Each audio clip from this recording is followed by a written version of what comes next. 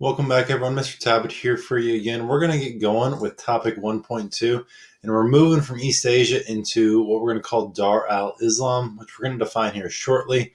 But if we kind of look at our map here in the green, it's area kind of from North Africa across to up to India and what we refer to often as the Middle East. So when we're doing this topic, it's really important. We kind of want to get a pretty firm groundwork on some vocab. And so the first one, obviously, for developments in Dar al Islam is what exactly is Dar al Islam? So if you were to translate it, it's literally going to mean the house of Islam. But it's going to encompass pretty much anywhere Islam, the religion, is with the majority ruling party or group or ruler. And so it kind of covers those areas we were just talking about. I definitely want to hit Islam real quick. Things we probably know, but it's a monotheistic religion, one of our Abrahamic religions. So kind of the same roots of Christianity and Judaism. The difference being here that the people that follow Islam, which are going to be called Muslims, they believe in following the teachings of the Prophet Muhammad.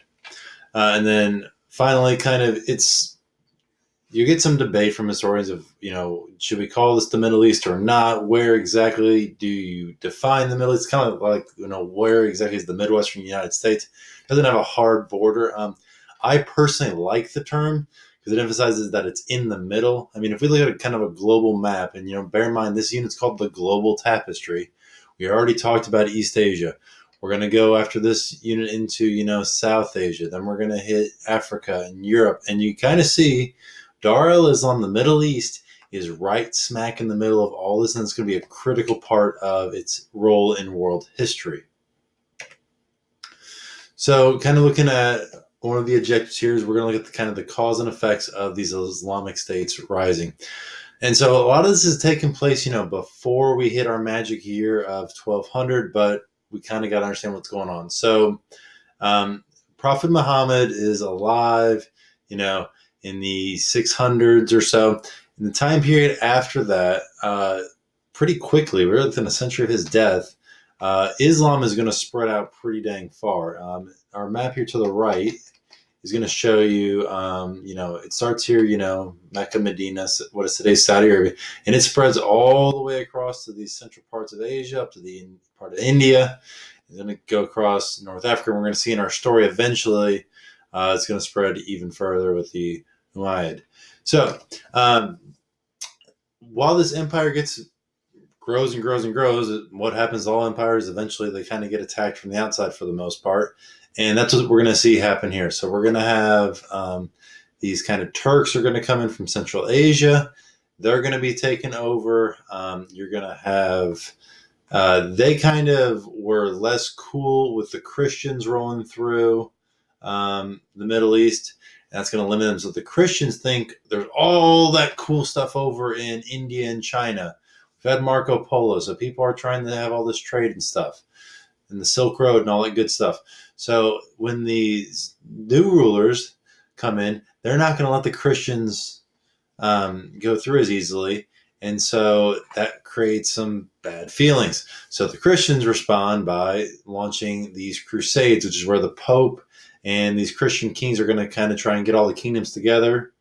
And they're going to kind of send the united military front to try and take back the whole, quote unquote, Holy Land. A lot of what is today the Middle East, particularly around Jerusalem, Damascus, what is today Syria and Israel.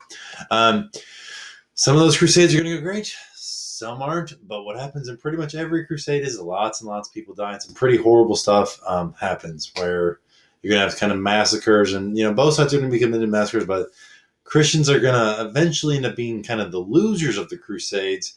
But the Muslim rulers that are still in power are not going to suddenly forget, oh, yeah, whatever, the Crusades, no big deal. There's going to be this really bad resentment and bad blood, and they're still going to limit the access to these trading networks to get to India and China. And that's actually going to eventually, so we see the Crusades here kind of, they're coming from Europe, moving into that region we talked about.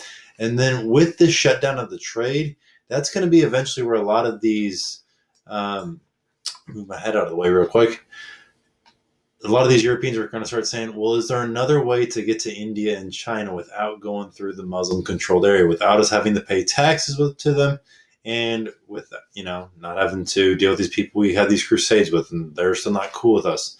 So that's going to be kind of a longer lasting thing. In fact, the eventual thing that kind of leads to an end to these Islamic empires is what's going to be the end of a lot of things is the Mongols. They're kind of history's reset button. They're going to come through. They're going to take over, but they really kind of let the Muslims still control the region as long as they're staying loyal to the Mongols. And that's going to kind of create another power vacuum that we're going to get into a little bit later on. Let's see. All right. Moving on. So, I think I skipped some stuff, guys. I'm sorry about that. All right. The other was, so we kind of see Islam is expanding. It's expanding in a couple of different ways. First off, it's going to spread just initially kind of by trade. We see that going on. That's going to be how it kind of spreads to some of the parts of the east coast of Africa up to India. But then it's also being spread by military, by what these the Abbasid and then the Umayyad Empire are going to do. Eventually, they're going to move all the way. We're going to kind of be down with this purple. And you can kind of see the Byzantines have taken back what is today Turkey. So, it's kind of a fluid situation here. But the Islamic power at the time is going to be called this Umayyad Caliphate, which I'm sure I'm mispronouncing the Umayyad part. But they're going to spread all the way into northern Spain here. Eventually, they're going to push all the way to Tours here in France and have the famous Battle of Tours, which is going to be won by the Franks. And had that not happened, a lot of historians think that you probably could have ended up with a Muslim majority Europe, so we see kind of Christendom is going to be maintained in Europe as a result of that battle. Anyways, what we see happen here in Spain is that while the Muslims take over, you've got a lot of other groups of people there. You've got Jews that have kind of been kicked out of the old Roman Empire. You've got Christians, and you've got Muslims, and they're pretty much all living kind of in relative harmony together, which is going to be kind of a thing that we're going to see in our next video. That really kind of leads to some good cultural exchange happening between the Muslims, the Christians, and everyone else that's kind of in the story here. And that's where we're going to leave it for this video.